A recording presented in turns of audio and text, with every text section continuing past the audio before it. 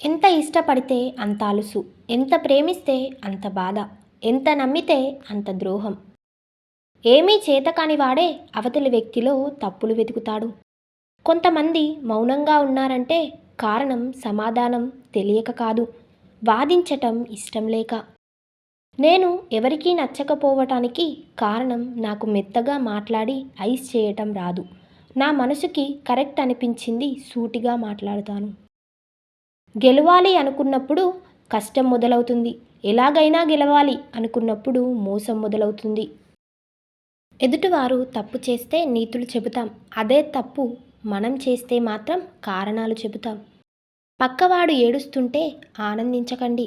ఎందుకంటే మీకు ఎందులోనైతే ఆనందం దొరుకుతుందో దానినే దేవుడు మీకు ప్రసాదిస్తాడు. ఒక మొగాడు మనస్ఫూర్తిగా ప్రేమిస్తే చిన్న పిల్లాడిలా ప్రవర్తిస్తాడు. అదే ఒక స్త్రీ మనస్ఫూర్తిగా ప్రేమిస్తే కన్న తల్లిలా ప్రవర్తిస్తుంది.